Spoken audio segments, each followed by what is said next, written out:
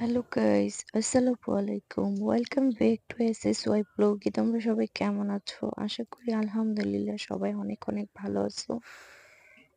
আমি একটু আমার ভয়েসটা শুনে বুঝতে পারতেছো যে আমার একটু ঠান্ডা জ্বর আছে।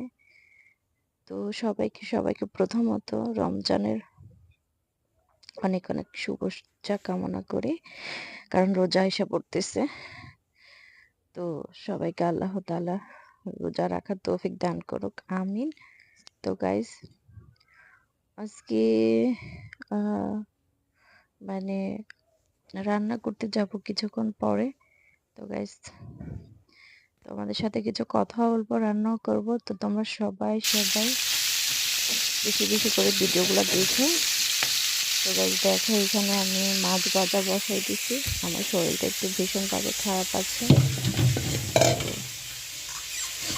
একা একা তোমরা জানো, আবার আমার অতিরিক্ত জীবন শুরু হয়ে গেল।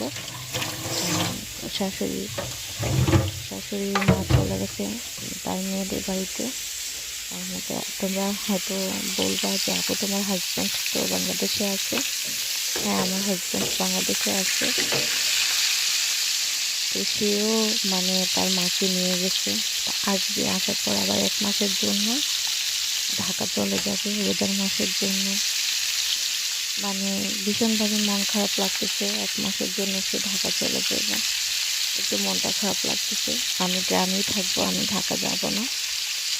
তো এখানে আমি মানে মাছ ভাজবো, দেখো তোমরা।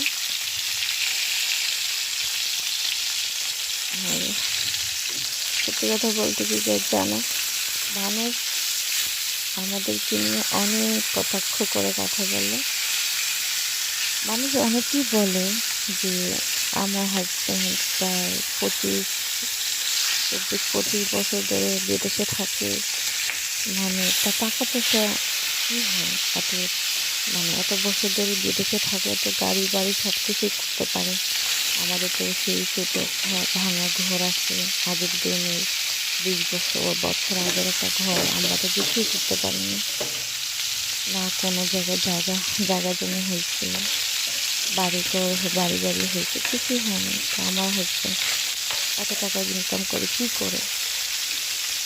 প্রথমত ভাই, আমি তোমাদের সাথে বলি, আজকে শেয়ার করবো।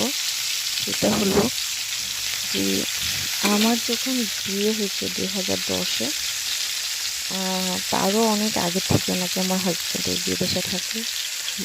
মেবি মনে হয় তোমাদের 3 সাল বা 2 সালের মধ্যে সে, 3 সালের মধ্যেই মনে হয় সে বিদেশে গেছে। তো আমার বিয়ের অনেক আগে থেকেই সে বিদেশে থাকে।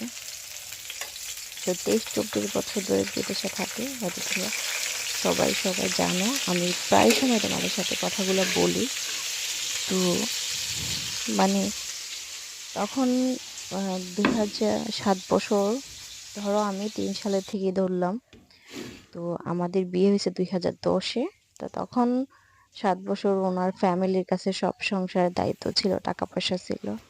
তো যেরকম ইনকাম করতো তখন মা বাবা ছিল, ভাই বোন ছিল, সবাইকে নিয়ে মানে কি করবে, সবাইকে নিয়ে যতটুকু ইনকাম করছে, খরচ করছে, খেয়েছে। তো তারপরে গাইস, আমার বিয়েরও অনেক বছর পর পর্যন্ত তার ফ্যামিলির কাছেই ছিল তার সংসারের পুরো দায়িত্ব। অনেকেই এরকম করে বলে আমার হাজব্যান্ড নাকি বিদেশে গিয়ে কিছুই করতে পারেনি। সব থেকে বড় কি জানো, বিদেশে গেলে টাকা ইনকাম করতে পারবে কারা? যারা মা বাবা ভাই বোন কিছুই চিনে না, স্ত্রী সন্তান ছাড়া, তারাই কিন্তু বিদেশে গেলে টাকা ইনকাম করতে পারে। তারা বউরে একদম পুরা সবকিছু দিয়ে ভরে রাখতে পারবে, সন্তানদের। কিন্তু মা বাবা ভাই বোন যারা আছে তাদের কেয়ারও করবে না, খোঁজ খবরও নিবে না। তো আমার হাজবেন্ড হলো অন্যরকম একটা মানুষ। সে তার ফ্যামিলি মেম্বারদের এতটা মহব্বত করে। তার একটা নিয়ম আমার খুব ভালো লাগে, সেটা হলো সে আমাকেও কখনো অবহেলা করবে না, তার ফ্যামিলির কোনো মানুষকে সে কখনো অবহেলা করবে না, সবাইকেই অনেক গুরুত্ব সহকারে দেখে। সে এরকম একটা মানুষ। এই জন্যই না আমার হাজবেন্ড কখনো কিছু করতে পারে না। আর সবথেকে বড় ব্যাপার হলো, যখন সে একটা মাত্র ছেলে, তার বাবা অসুস্থ যখন ছিল, তার ডাক্তারি ট্রিটমেন্ট যা লাগতো সেই কিন্তু করাইতো। তারপর তার মা আছে, যা লাগে সেই করায়। আর সবথেকে বড় ব্যাপারটা হলো যে আমাদের একটা সন্তান নেই। 15 বছর হয়ে গেছে, বিয়ে হয়েছে 2010 থেকে। কিন্তু গাইস তখন থেকে তো আর আমরা ডাক্তার কবিরাজ নিয়ে ট্রাই করতেছি না যে আমাদের একটা বাবু হবে। তো যখন আমার মনে হয় 2014-15 সাল থেকে মনে হয় আমি খুব ভাবে চেষ্টা করতেছি, যে যেখানে বলতেছে ডাক্তার কবিরাজ যেটাই বলতেছে আমি ওইখানেই দৌড়াইতেছি যে না, কোন ওসিলাতে আল্লাহ আমাকে সন্তান দেয় তা বলা যায় না, আমি সব জায়গায় যাব। তোমরা হয়তো আমাদের পর্যায়ে যারা আছো আমাদের মতো, যারা বেবির জন্য বিভিন্ন ডাক্তার কবিরাজ নিয়ে দৌড়াইতেছে, তারা জানো যে কত লাখ লাখ টাকা প্রয়োজন হয় ডাক্তার দেখাইতে গেলে। আমার মানে যত জমানো টাকা থাকে সবকিছু তার পিছনে শেষ করে দিছি। তার মধ্যে ধরো ঋণ টিন এটা সেটা করেও কিন্তু ডাক্তার কবিরাজ দেখাইতেছি। তারপরেও আল্লাহ আমাদেরকে একটা সন্তান দেখ। আমাদের কোটি কোটি টাকা পয়সা লাগবে না, গাড়ি বাড়ি করা লাগবে না, আমরা ভাঙা ঘরেই থাকবো, ভাঙা বাড়িতেই থাকবো। তারপরেও আমাদের ঘর আলোকিত, সেই ভাঙা ঘর আলোকিত করে যেন আল্লাহ আমাদেরকে একটা সন্তান দেয়। আমি তো এই ব্যাপারগুলো না, এই কাজের জন্য না আমার হাজব্যান্ড আর আমি কোনো টাকা পয়সা কিছুতে পারি না, আমরা ভাঙা ঘরে থাকতেছি। কি করব? পাশে একটা, যেখানে আমি রান্না বান্না করি তোমরা দেখো, আমার একটা ছোট একটা বেনি আছে, বেশি একটা বড় না, ছোটখাটো। তো ওইখানে বসে রান্না বান্না করি, খাওয়া দাওয়া করি, ঘুমাই কিন্তু আমি টিনের একটা ভাঙা ঘরে। তোমরা দেখো সবাই অনেকে। তো এটাই মনে করি আমি আমার রাজপ্রাসাদ। কারণ অন্যের রাজপ্রাসাদ দিয়ে আমার কাজ হবে না। যারা আমার স্বামীকে নিয়ে এরকম কথা বলে, আল্লাহ সবাইকে হিদায়াত দান করুক। আর সবাইকে বোঝার তৌফিক দিক যে আমাদের মতো, আমাদের জায়গায় থাকলে তাদের কি অবস্থাটা হতো। আমরা গাইস বাড়ি গাড়ি করার আগে, আমরা মানে কোনো কিছু করার আগে আমাদের সব টাকা পয়সা আমরা ডাক্তারকেই দেই। লাখ লাখ টাকা লাগে।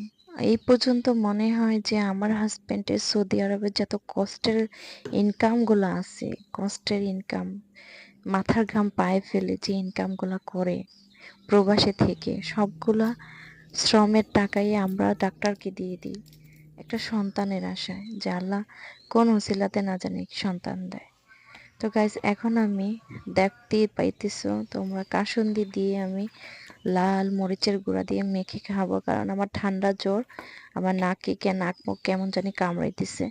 তো মনে হয় যে একটু মানে তোমাদের এরকম করে কাসুন্দি দিয়া খাইলে তখন একটু মাথাটা ভালো লাগবে, এই জন্য কাসুন্দি দিয়ে আমি একটু মরিচের গুঁড়া আর লবণ দিয়ে মাখতেছি খাওয়ার জন্য। তোমরা আমার কথাগুলো শুনে কিন্তু অবশ্যই বুঝতে পারতেছো যে সত্যি আমাদের জায়গায় থাকলে মানুষের হয়তো কোনো অস্তিত্বই থাকতো না। আমরা নিজের স্বাদ আহ্লাদ মানে সুখে থাকার সবকিছু বাদ দিয়ে আমরা শুধু একটা সন্তানের আশা করতেছি, যে আল্লাহ সবকিছুর বিনিময়ে আমরা সুখে থাকতে চাই না, বাড়ি গাড়ি চাই না। তারপর আল্লাহ আমাদেরকে একটা সন্তান দিক, যাকে আমরা এই পৃথিবীতে আমাদের অস্তিত্ব হিসেবে রেখে যেতে পারি, যে আমাদের জন্য আমরা মরে গেলেও দোয়া করবে। তো গাইজ এইটা আমার আশা, মানে প্রত্যেক মা বাবারই এরকম আশা থাকে যে তারা মরে গেলে তাদের সন্তানরা তাদের কবরের পাশে গিয়ে দোয়া করবে, তাদের জন্য দোয়া করাবে। তো সবাই ভালো থেকো, সুস্থ থেকো। আল্লাহ হাফেজ।